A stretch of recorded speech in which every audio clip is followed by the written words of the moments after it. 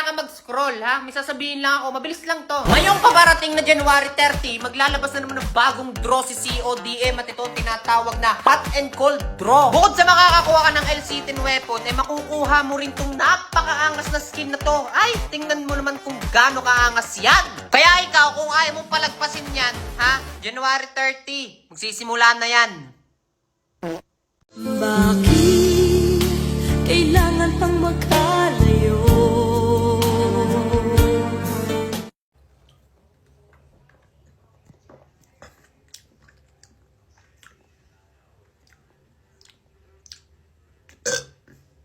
When this son decides to prank his mother, he walks up to her and says, "Mom, I know your secret." She looks at him, absolutely stunned. She quickly hands him a $20 bill and begs him not to tell his father. So now, feeling like a genius, he decides to double down. He goes to his dad and says, "Hey dad, I know your secret." Without even hesitating, his dad hands him $50 and says, "Don't you dare tell your mother." And now, when he finally goes to the store to spend his $70, he sees his neighbor Pete and decides to try his luck one last time. He walks up and says, "Hey Pete, I know your secret." And Pete says,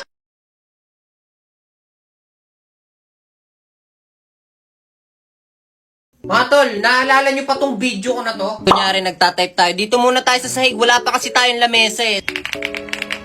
Magmula nung nakabili ako ng laptop, naisip ko talaga na mag-set up. Tapos yung keyboard na yun, yung pinakakauna-unahan kong nabili. Hanggang sa ito na yung itsura niya ngayon. Ha? Ready na ba kayo? In 3, 2, 1... Hindi, ito na talaga. In 3, 2, 1, boom! So dahil dumami na nga ng ganito yung gamit, kailangan ko na magbawas kasi parang medyo nasisikipan na ako. Kaya naman, bumili ako nitong pegboard, guys. Makakatulong to kung gusto nyo bawasan yung gamit sa lamesa nyo. Tulad ko, nakaipon na ako ng ang daming gamit pero hindi ko na alam kung saan ko ilalagay. Kaya ganitong ginawa ko dyan. Washing, di ba? Biglang transition na wrist. Guys, tingnan nyo naman ang ganda. Yung ibang gamit na nakalagay sa lamesa ko, dito na siya nakalagay ngayon. Bukod sa ang ganda ng pagkaka-organize ng mga gamit, eh naging malinis pa tong lamesa ko. Di ba? Kaya ngayon, mas maalwan na maglaro o kung ano mang ginagawa mo dyan sa lamesa mo kasi hindi ka nasikip. Tapos parang dagdag forma pa sa setup mo, di ba? Kaya kung ako sa'yo, gusto mo ng ganito, i-check mo lang yan, nandyan lang yan sa yellow basket. Mura lang yan, huwag mo na pagdamutan sarili mo. Oh, bakit mo ba ako inaway? Wala naman ako kasalanan na. Oh, napala mo. Tayo ka. Wala naman ako kasalanan, bakit ginaganito mo ko? Aray! Sunog ang asukal na balot ko. Initin mo muna ang mantika bago isunod ang asukal para bantay. Boss! Nilaga to! Huwag kang mainip sa pagpapakulo sa akin kung gusto mong ma-achieve ang lambot na baboy na gusto mo. Tae ako! Huwag mo kong halu-haluin. Joke lang. Guys, naranasan nyo na ba yung nagse-cellphone kayo tapos bigla ko yung umunat tapos biglang nalaglag yung cellphone nyo, tumalbog-talbog tapos umakyat pa papunta sa second floor tapos biglang malalaglag ulit? Men, nakakainis talaga yan, ha? Paano kung mabasag yung cellphone mo? Nakakaawa ka naman. Pero dito sa Nubia V80 Max, walang problema yung mga ganyang bagay. Eto nga pala si Nubia V80 Max, mga kaibigan. So lalabas na siya ngayong araw na ito, January 23, 2026. For only 6,499 ay pwede ka na makapag-avail ng ganitong klaseng cellphone na siyang bagay sa'yo kung lagi kang nakakalaglag ng cellphone na parang ganito. 128 storage na to at 8 plus 8 gigabytes of RAM. Kaya hindi lang siya basta matibay. Swak na swak din to pagdating sa mga panonood at saka sa paglalaro. Kaya guys, ano pang hinihintay nyo? Manood na kayo ng live at abangan nyo yung mga pa-previous nila. Tulad ng mga earbuds, exclusive merch, mini fans at marami pang iba. Kaya ano pang hinihintay mo? Bilisan mo na! That's why I'm so sick of these bitches. I've been like, you won't think something about that. You won't say something like I don't understand how you gonna be naked. You don't understand how you gonna say. How you next time I wake up, you just look me wrong. You gonna do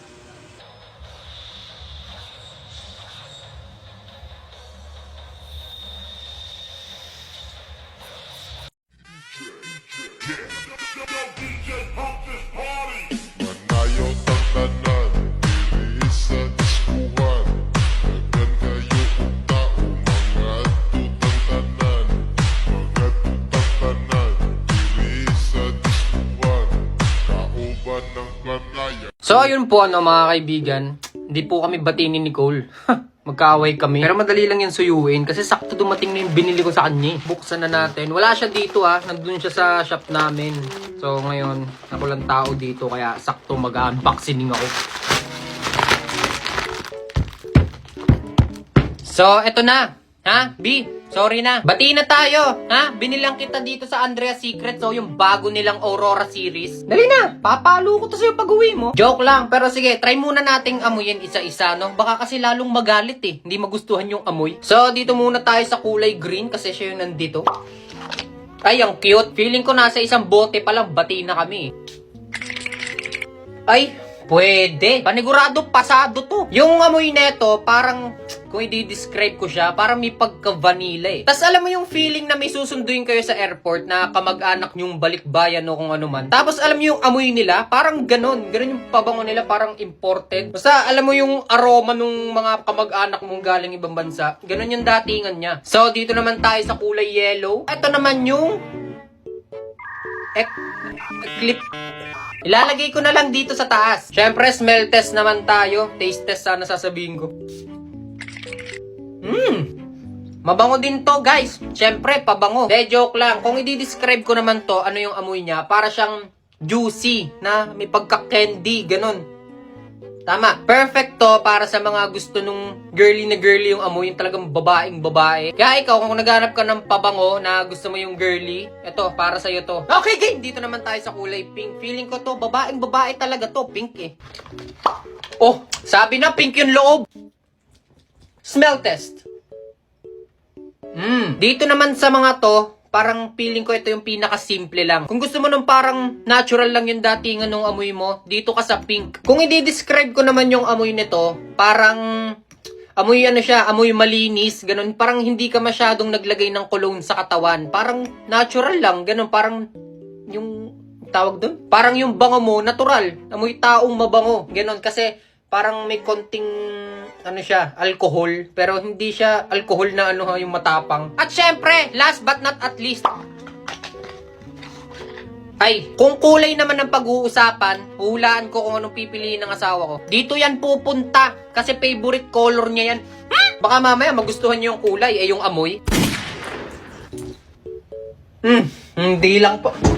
So, bukod pala sa mabango siya, matibay din yung bote. Anyways, bukod sa kulay, feeling ko, ito rin pala talaga yung pipiliin niya kasi feeling ko ito yung pinakamabango sa lahat eh. Hindi ko na lang din alam kung paano ko i-describe yung amoy niya dahil paapat na to sa sinisinghot ko. Ang datingan naman kasi nito, parang may pagka-prutas siya. Mabango, fresh, tapos hindi siya masakit sa ilong. Meron kasing ganun na parang sobrang amoy prutas talaga, nakakaumay. Eto naman, sakto lang. Kumbaga, hindi mo iisiping prutas sa unang amoy, pero marirealize mo may pagka-prutas siya, ganun. Mabango, nakakaakit. Feeling ko, eto na para sa'yo. Kaya guys, kung ako sa inyo, kung yung pabango nyo, ginagamit nyo last year pa, magpalit ka na. New Year, new scent, ika nga, di ba? Tsaka guys, huwag kayong magpapadala sa lalagyan niya, ha? Kasi sa totoo lang, mukha siyang mamahalin. Although yung amoy niya, wow, although, yung amoy niya, parang iisipin mo, hindi siya ganun kamura. Yung lalagyan, parang mamahalin. Pero sa totoo lang, 200 plus lang ang isa nito. So kung hindi ka naniniwala, nandyan lang yan sa yellow basket. Kung gusto nyong subukan, subukan mo na.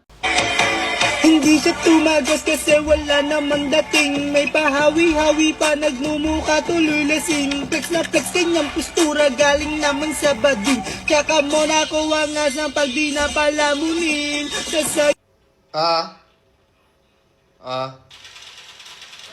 Papareho na kami. Boy, ano, sasama ka? Babarik daw tayo kay na paring Junjun. Pas ako, tol. Nagsi-COD pa ako eh. Sayang. May mga chicks pa naman dun.